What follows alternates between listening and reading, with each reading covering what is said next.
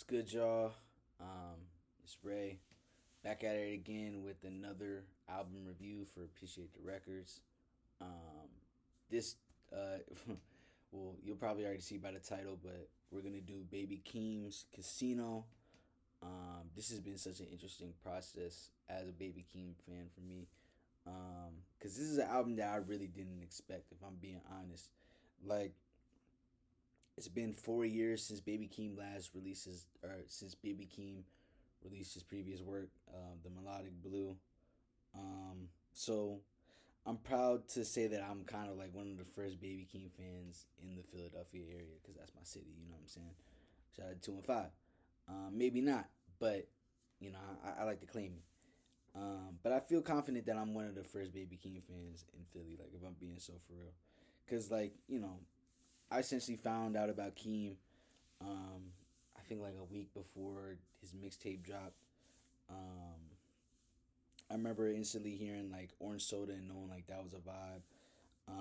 And I also knew that he had a little something to offer to rap in 2019 because I think at that time like it wasn't a lot of not a lot of the heavy hitters were dropping. If I'm being for real, like Tyler the Creator was doing his thing in 2019, but like it wasn't like you know it wasn't that type of year that like you'd normally expect like a big hip hop year. So like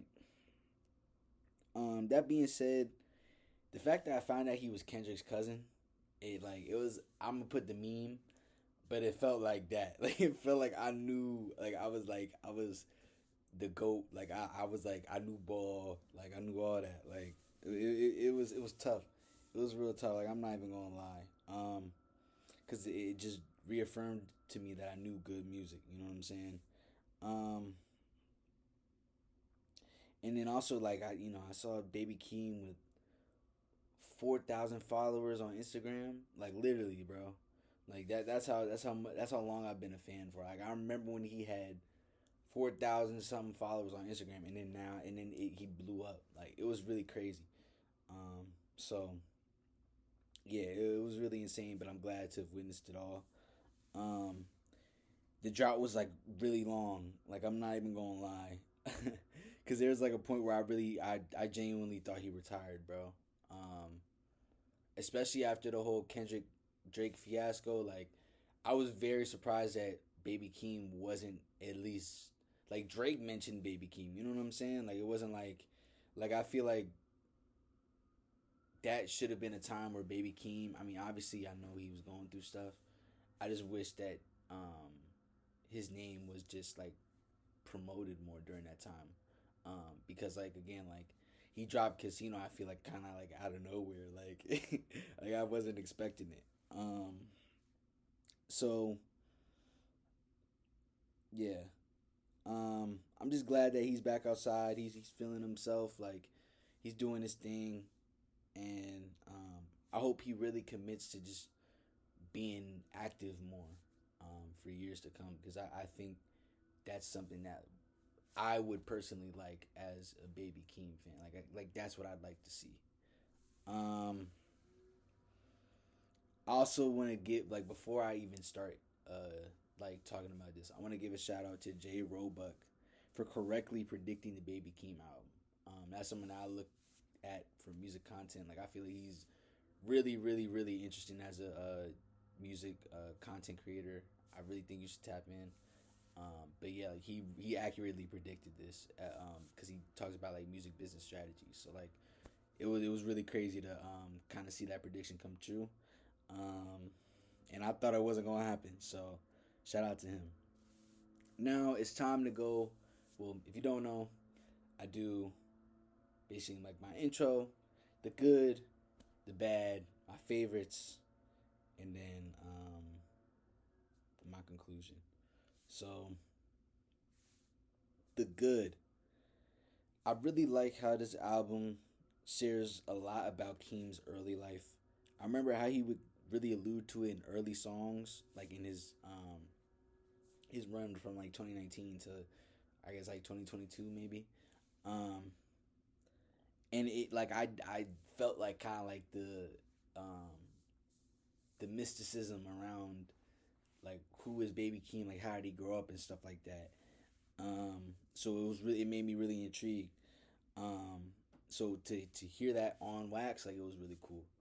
Um, I also really like just the themes about Vegas. You know, the album is literally called Casino. Vegas is known for literally the casinos and stuff like that. Um, and it also kind of serves as like a simile to like the downfall, or like not the downfalls, but like the bad moments in Keem's early life.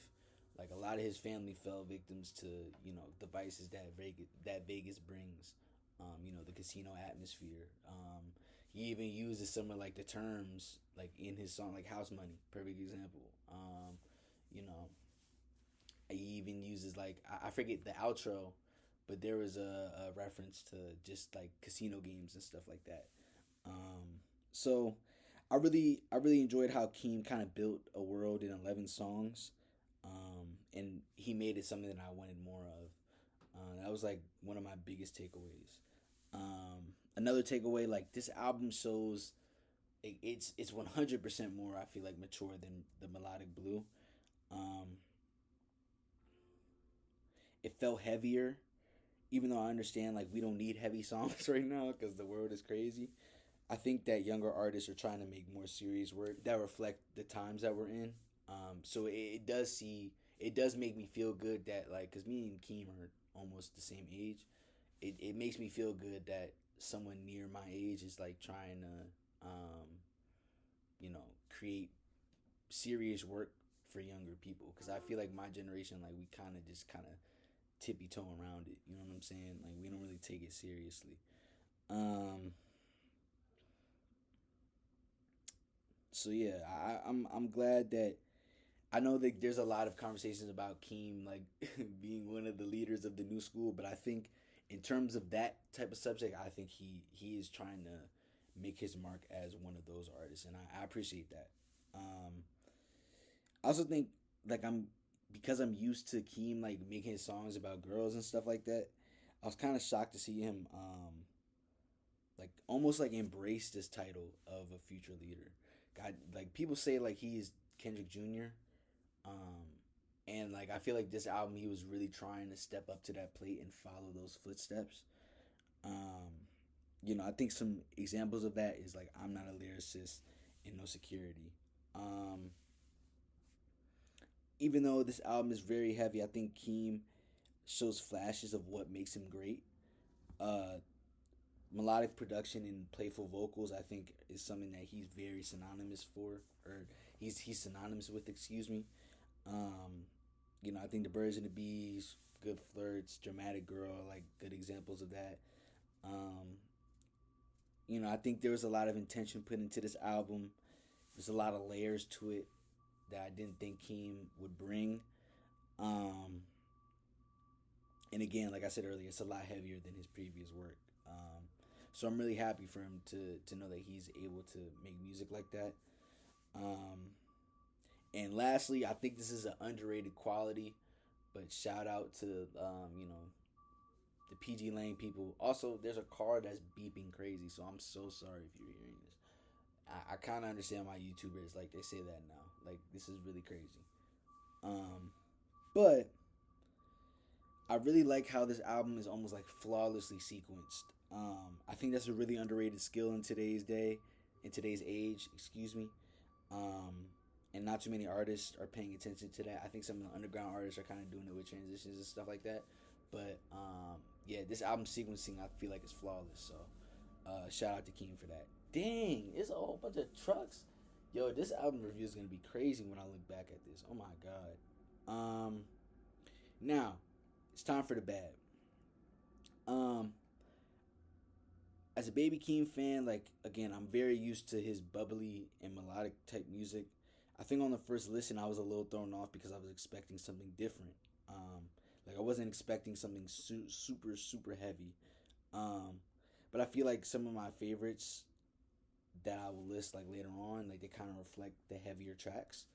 Um, I think because he's been in a long hiatus, I wish we could have gotten like a double album. If I'm being honest, because I think 11 songs, even though it was flawlessly sequenced, it wasn't enough for me.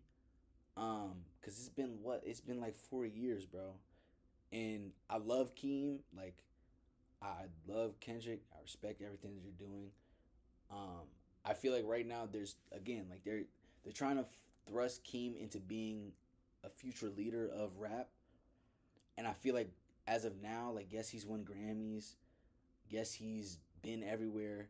I feel like he doesn't have that pull though that reflects that as of now. Not saying that he won't be able to have that, and like I said earlier, like he willingly chooses to kind of go into that path in with this album. Um, but I wish like it was just longer because I think there was a lot more like the stories. I feel like Keem would talk about were very good. I feel like there was also moments where I was like there could be like a little bit more because it would go from like a serious album into you know some playful music, and I'm just like okay, how could we get from the serious stuff back to the playful vibes? Because I think one theme that I picked up through this album was like you know like women are like Keem's backbone in his life essentially, um, because of the way that he grew up. He grew up with his mom, like basically kind of you know in and out of rehab. Um, you know, he was trying to look. He was trying to get that love through like girls that eventually wouldn't treat him like how he thought he'd be treated. So I feel like there was like a lot of more depth that I think we could have gotten. So I wish we could have had like a B sides album, like for real, bro. I genuinely think that would have done this. That at least as a Baby Keem fan, I would have liked that. Um, but I still like I really respect his artistry. So I'm not even going like you know what I'm saying. Um, and I think the last thing that I wish that Keem changed was yes, again, he's following the path of Kendrick, but I think at the same time, like he sounds like Kendrick Jr. at times, and he loses what makes Keem Keem, if that makes sense. Um, so I wish like even though yes, there's a lot of Keem in this album, there are some times where I feel like I'm listening to Kendrick being Keem, if that makes sense. And that was like to me it's a little bit like it is awkward for me, because I listened to the dude in 2019. I know Kendrick has been showing that he like writes for him, but I think in his previous work it felt more like Keem was a like he expressed himself a little bit differently than he did in this album. And I think in this album it was more like it felt like Kendrick was kind of like in the back of his ear saying like do it like this, do it like that. Whereas previously I think he was kind of more hands off. Um, so yeah, that was like another like my last complaint. I just wish we had more like Keem character in this. I think there was some though, but I wanted more, and that's why I'm like I wish it was a double album. So here's some of my favorites. Um, I just did a Don Tolliver review, and I completely forgot that I should have done an honorable mention. So I'm sorry, but I'm gonna do the honorable mention for Baby Keem's album. I wanted to do No Security.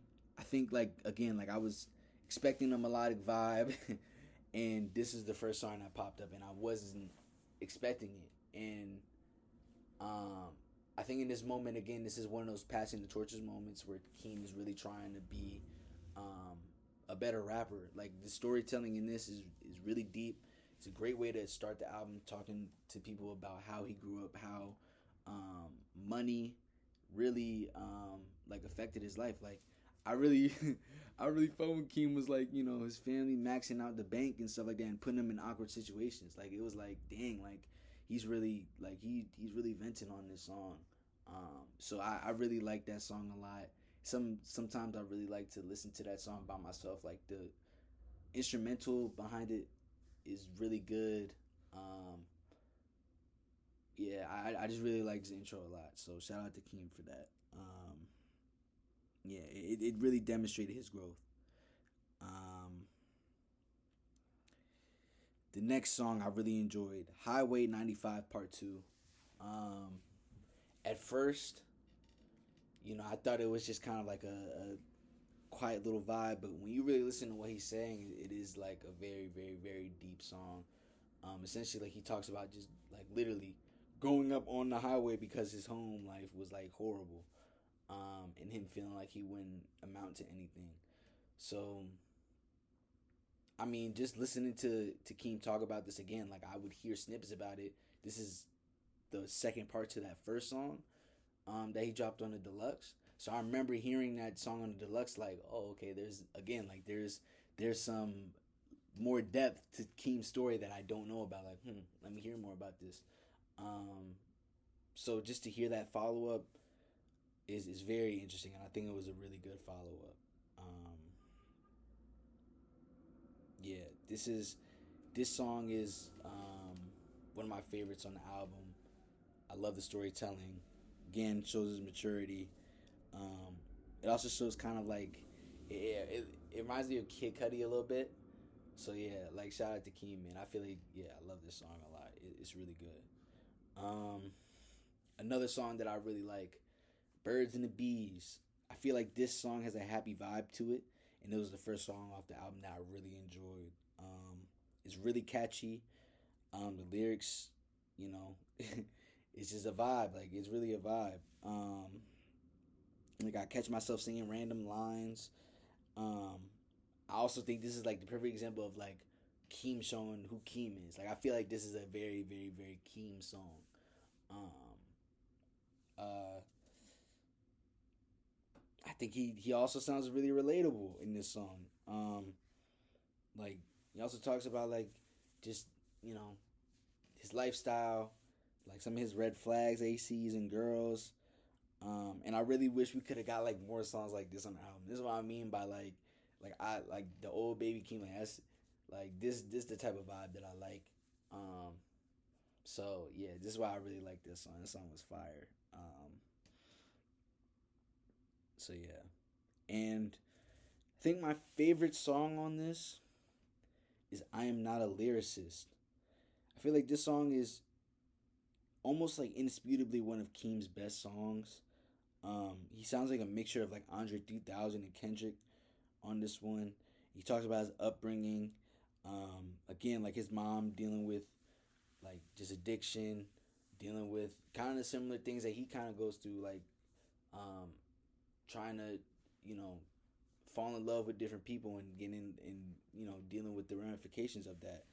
Um, and he also talks about just kind of like how he was like abused growing up. So yeah, like it was a really crazy song because it also talks about kind of like how Keem internalized a lot of how he grew up. And I think like it really hit me because like something that I really related to was when he was just talking about how like there's like needles in like the playground sand and stuff like that, and it really hit me because like that was like a kind of like a shared experience that I had like growing up. Um, just cause like baseball and stuff like that, like we would sometimes have to go to like baseball parks in Philly, and like they would be like littered with glass, bro. Like it was dead ass like not safe. So like yeah, I remember that, and it does kind of it puts things into perspective. Um, so yeah, I really like that song a lot. Shout out to Keem because again, like that's a song that I wouldn't have expected him to just pull out of nowhere. Especially if you were to tell me this is like, especially like the little when he started doing his little poetry, John. If you would have showed me that 2021 or whatever, I would be like, what? Like Keem was not doing all that. So shout out to Keem. Um, yeah, man. Time for my conclusion. I'm gonna give this album again a 7 out of 10. Um, I think he delivers with this album. However, I think there's like a lot of goalposts moving with Keem right now because like given what happened with Kendrick in 2024, I think there's always going to be stigmas that follow not only Kendrick but also the people that he associates with, and I think it for all the big three, Kendrick, Drake, and J. Cole. They the karma, stigma stuff is gonna follow them forever because they're gonna forever be tied together. Um, so like, I think the goalpost is being moved. Some people are saying it's horrible. Some people are saying it's the the greatest masterpiece of the new generation. And I think honestly, I think it's just a good album. Um, there's a lot of quality songs to take away. There's a lot of layers that you can take away from this album. Um, However, I think the reason why it's not better is because this is the one time where I feel like an album is too short. And that's no pun intended because I know he's on the album. Um, so, you know, I really would, like I said, I really wanted more songs because I think Keem right now isn't the type of artist that can just go away for 4 years. I'm standing on that. I don't care what anybody says. I've been here since 2019. You're not gonna convince me otherwise. Um, so I hope he can continue to just make more songs with that type of depth. And like I said earlier, I want him to be more consistently outside. Um, so I know he has said in the past that, or well, I know that PG Lang is really trying to take over with the Olympics coming up. Shout out to J Roebuck again because he predicted that. Um, and yeah, so I feel like hopefully he'll just be in the eyes more, and we'll see what goes on, man. So yeah, shout out to Keem, bro. Thank y'all for tuning in. Please like, subscribe, share, hype. Tell me what you think about the album, some of your favorite songs. And yeah, man, thank you so much, man. Y'all have a nice day.